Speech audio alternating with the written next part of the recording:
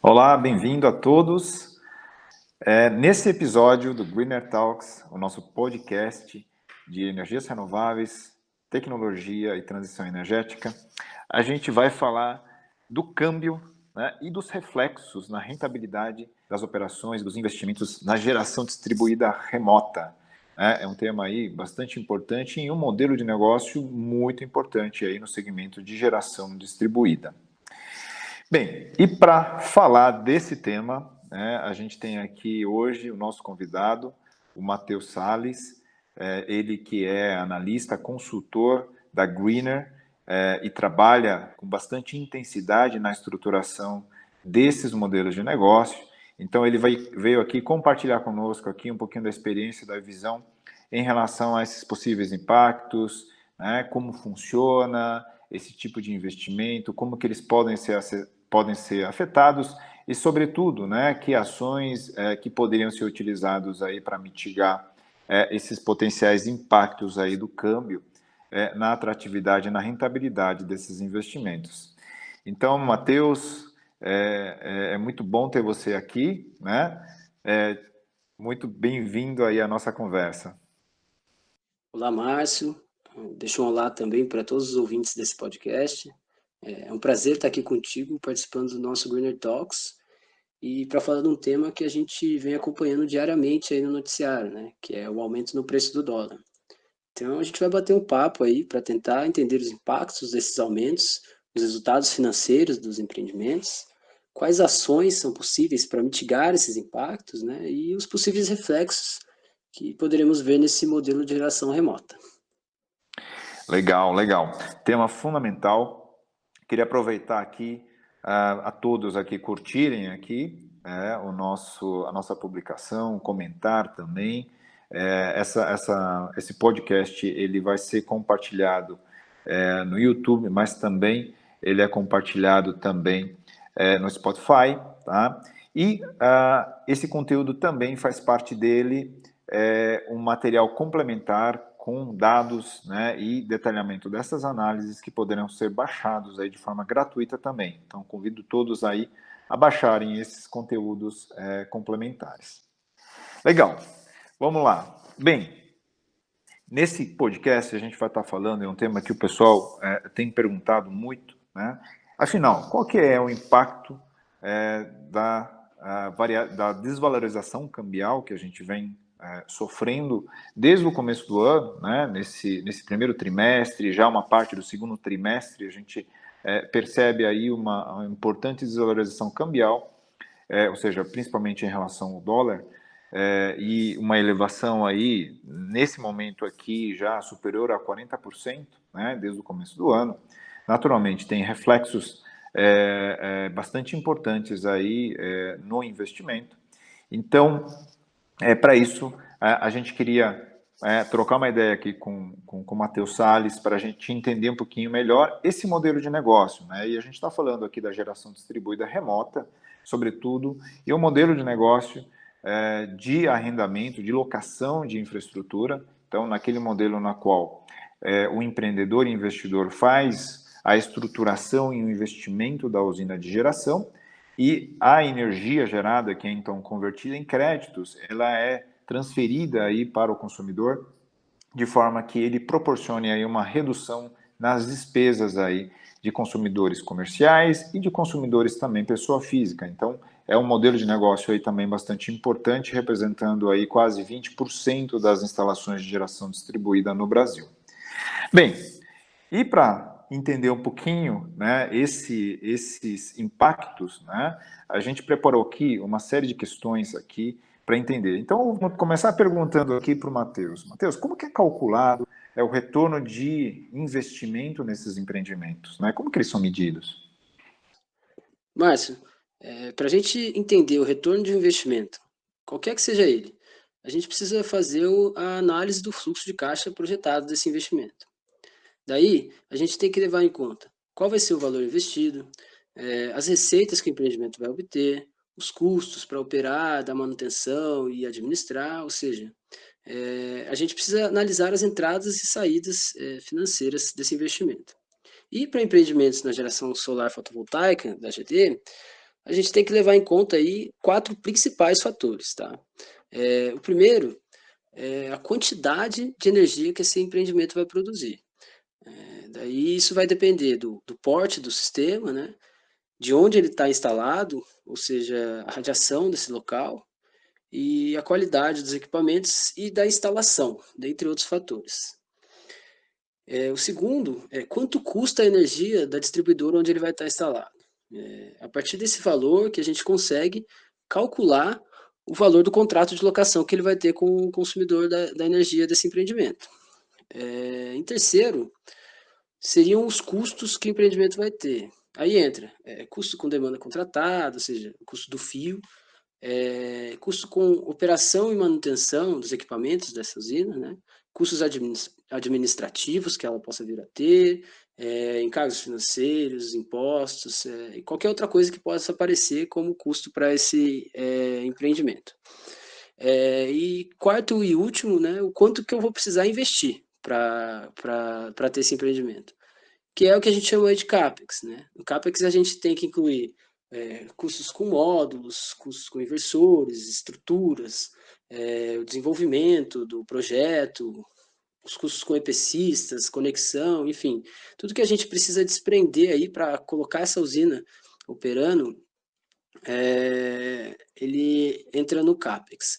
E exatamente sobre o CAPEX que o câmbio vai ter seu principal impacto, né? E por que isso? Porque, principalmente, os módulos inversores que compõem a maior porcentagem desse CAPEX, eles vêm de fora e são importados. Daí, como eles são vendidos em dólar, quando o câmbio sobe, isso acaba impactando no custo do sistema. Então, Márcio, eu fiz umas simulações aqui para avaliar o impacto disso e tentar entender o quanto que essa alta do dólar, ela reduz um dos indicadores de retorno de investimento. Legal, Matheus. E me diz uma coisa, como que esse retorno de investimento, em geral, ele é medido? Boa pergunta, Márcio. Em análises financeiras, existem vários indicadores para informar se o investimento é bom ou não, mas tem alguns que são mais conhecidos e mais utilizados. Temos aí o payback, o VPL e a TIR. O payback é basicamente o tempo que o empreendimento levará para se pagar. Por exemplo, se o investimento tem um payback de 5 anos, quer dizer que leva 5 anos para que o retorno seja igual ao valor investido. O VPL, que é o valor presente líquido, ele pega os valores que vão entrar lá na frente, traz para o valor presente a uma determinada taxa, soma tudo. Daí eu subtraio com o valor investido e vejo quanto deu. Se o valor for maior que zero, quer dizer que o investimento se paga. Se for menor, quer dizer que eu estou perdendo dinheiro. E por último, a gente tem a TIR, que é a taxa interna de retorno. Ela vai medir a que porcentagem o investimento retorna. Aí a gente pega essa porcentagem e compara com o custo de oportunidade do investidor, do empreendedor. Se ela é maior, então a gente tem um projeto viável. Esse último, Márcio, é o que eu usei para simular o impacto do dólar. Eu calculei a TIR de uma usina hipotética com o dólar a R$ 4, que é o que a gente tinha lá no início de 2020, e uma outra com o dólar a 5,80, né? Para comparar qual é o resultado, qual é o impacto que ele traz na TIR do empreendimento. Legal, Matheus. Bons pontos aí.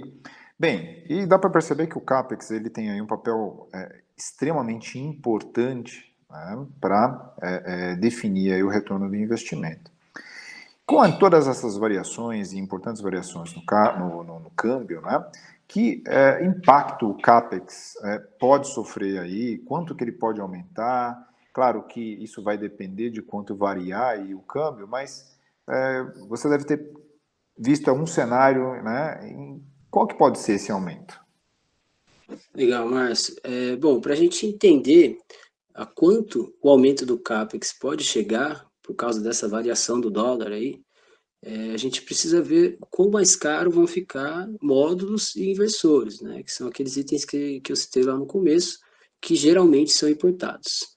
Normalmente, eles representam aí entre 50% a 70% do valor final do CAPEX, tá? Daí se a gente pegar o dólar no início de janeiro, estava em torno aí de R$ 4 mais ou menos, e comparar com o que está hoje, né, no momento que a gente grava esse podcast aqui, ele está cerca de 5,80. A gente percebe que ele subiu aí 45%. Então, se o mesmo módulo continua custando 25 centavos de dólar, tanto agora como em janeiro, lá no início do ano eu estava pagando R$ 1 por esse módulo. Tá? Com o dólar 5,80 eu vou pagar 1,45, certo? E o mesmo vai acontecer com o inversor e qualquer outro produto que eu venha importar. Então, se a gente aplicar esse aumento nas faixas que eu citei agora há pouco, né, de 50% a 70%, que são as que estão sujeitas ao câmbio, a gente vai perceber um aumento no CAPEX final de 23% a 32%, né, considerando os valores que a gente falou. O que é um aumento substancial e altera os resultados financeiros do empreendimento, tá? Matheus, qual que é o impacto que esse aumento no CAPEX traz para o resultado financeiro do empreendimento? Bom, Márcio, acho que a gente acabou de chegar na pergunta central aí, né? Qual é o impacto? Mas vamos lá. É muito difícil a gente inferir um valor médio, um valor generalizado do impacto que o aumento do CAPEX traz na TIR, tá? Os resultados financeiros, eles são afetados de maneiras diferentes para cada empreendimento, devido àqueles fatores que eu citei lá no começo, de diferentes custos de operação, diferentes custos de demanda, de valores de energia, enfim. Mas para tentar trazer aqui uma sensibilidade desse impacto, a gente simulou um case, né, de exemplo, e ele inclusive ele vai estar melhor detalhado no nosso material complementar, tá? Mas basicamente é um empreendimento na Enel Goiás, tá? Que abrange quase todo o estado lá, com um porte aí de 1 megawatt, 1,3 megapico, e considerando que esse sistema atua no modelo de autoconsumo remoto. Essas são as condições de contorno aí do problema para a gente situar o ouvinte na simulação que a gente fez. Então, o empreendimento nessas condições, considerando um CAPEX unitário aí de cerca de R$ 3,30 o watt-pico, né? Isso quando o dólar estava a R$ 4, na simulação a gente obtém uma TIR nominal de cerca de 16%. Tá? Esse valor a gente estima conforme um determinado desconto oferecido pelo cliente, vai estar tudo lá no material complementar. Se o gerador oferecer mais desconto, é óbvio que essa TIR vai ser menor. Tá? Mas aí, quando a gente passa a considerar esse aumento de 45% no dólar que a gente citou, tá? A gente tem esse CAPEX unitário, a gente tem que ele pode chegar aí a R$ 4,18 por watt-pico, por exemplo. Para essa situação de 4,18, a gente considerou que 60% do valor total do CAPEX era sensível ao dólar, tá? E nessas condições, a simulação demonstrou um resultado de TIR a 11,5%, ou seja, uma redução de 4,5 pontos percentuais na TIR. Essa aí é uma redução que, em algumas situações, pode inviabilizar o desenvolvimento de empreendimento desses, tá? Então, veja bem, eu vou repetir para ajudar a ser mais claro aí com o resultado, né? Nas condições iniciais, né, de dólar a R$ 4, meu empreendimento custaria por volta de 4,3 milhões de reais, tá? E me traria um retorno de 16% de TIR. Com o dólar a 5,80, esse empreendimento passa a custar agora 5,4 milhões. Um aumento de mais de 1 milhão, e com isso a TIR cai para 11,5%. Né? É um impacto importante.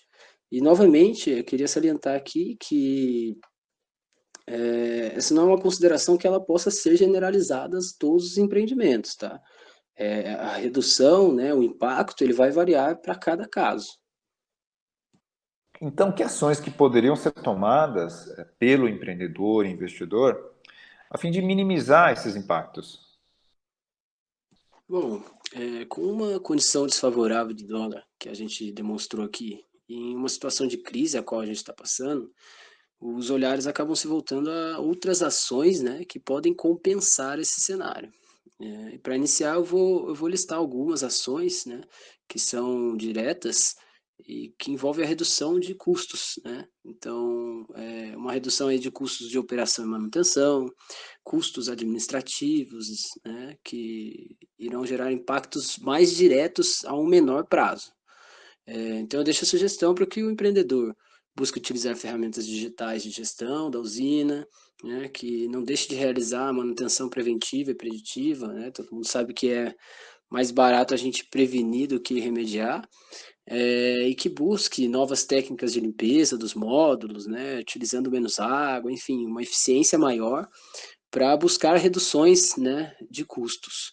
E eu queria destacar também, Márcio, né, que apesar desse aumento do dólar, existem outras condições, né, no panorama nacional e internacional, que podem reduzir e compensar esse impacto que o aumento do dólar trouxe, né?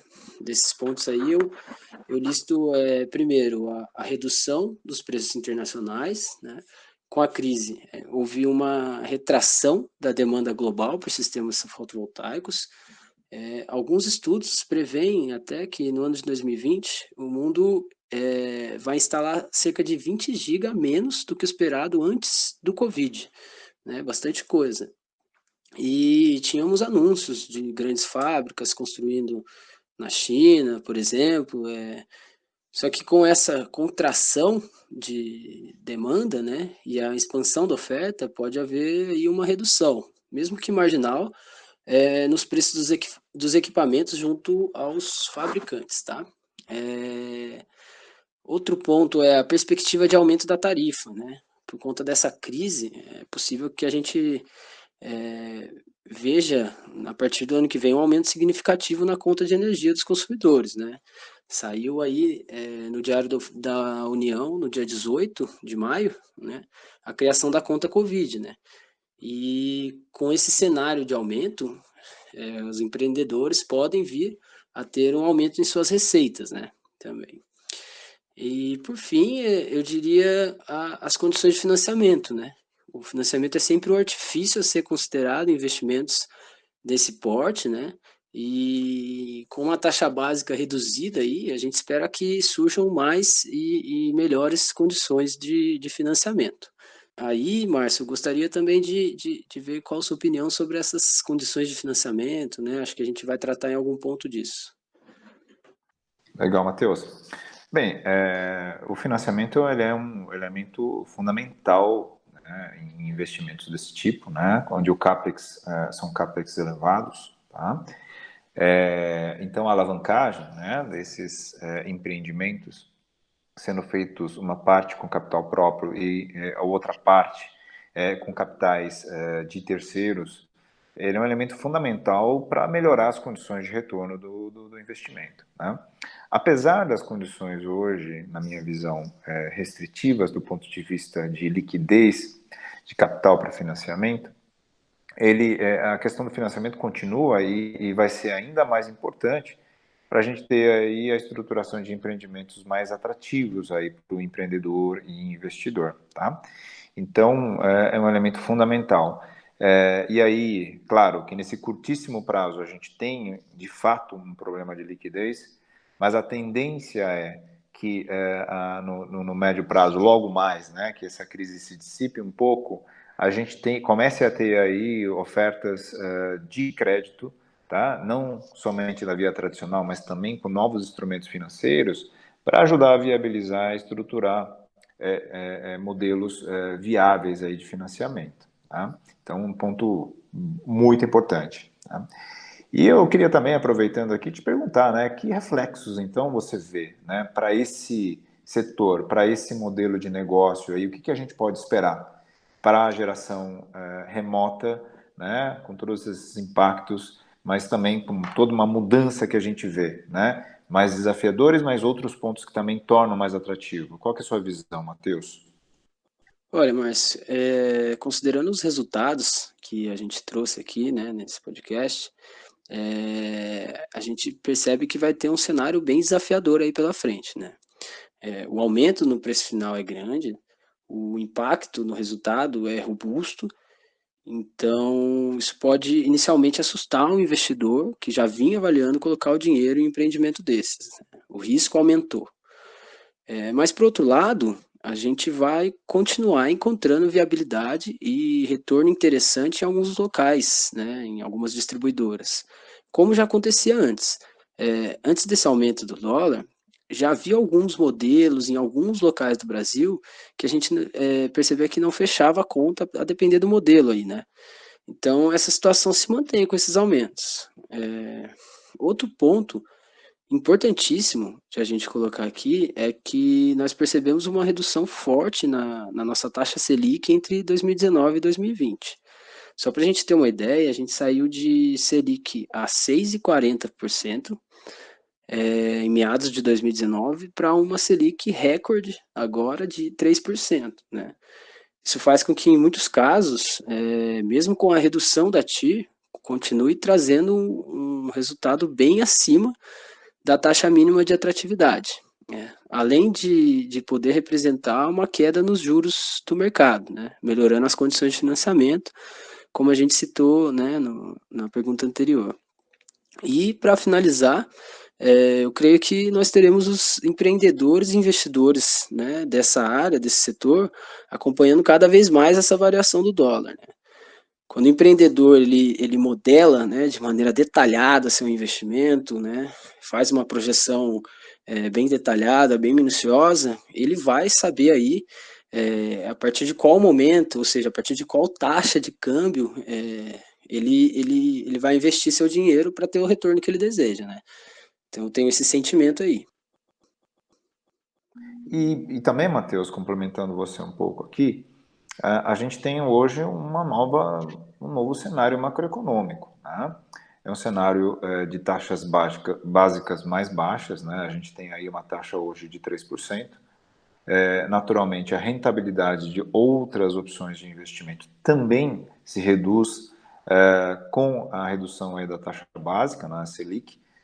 Então, mesmo que haja aí, no meu ponto de vista, uma redução aí das condições de retorno desse investimento, a gente continua tendo aí, em muitos casos, uma condição de retorno ainda bastante atrativo, né, em um modelo de negócio, claro, baseado aí em clientes com rating com nível de risco baixo, a operação como um todo com risco baixo também, né? Então, a minha visão, complementando um pouquinho a sua, é de que, claro, empreendimentos bem estruturados e eficientes, empreendimentos estruturados sob o ponto de vista de riscos bem controlados, continuam, né, e continuarão tendo uma condição de retorno atrativa, né? A gente vem acompanhando muito esse mercado de investimentos, né, sobretudo no mercado de GD de grande porte. A gente vê um interesse bastante grande aí de novos investidores nacionais e internacionais interessados nesse tipo de oportunidades no Brasil. Então, dando aí uma indicação, apesar de todo esse cenário desafiador de curto prazo que a gente tem, que em empreendimentos bem estruturados, né, a oportunidade continua. Complementando aí um pouquinho aí o que você colocou. Bem, Matheus, eu queria agradecer aí a participação sua, fantásticas considerações em relação a esse modelo de negócio e aos impactos que a variação cambial trouxe a esse setor. Eu queria te agradecer aí a participação nesse nosso podcast. Muito obrigado. Legal, Márcio. Eu que agradeço a oportunidade. Foi um prazer estar aqui falando com você e aí com os nossos ouvintes. Obrigado a todos aí. Então é isso aí, Matheus. Obrigado aí pela participação. Fica então aí reforçando o convite aí para todos acessarem aí o material complementar com a análise aí que o Matheus está compartilhando conosco. Muito obrigado, um grande abraço a todos.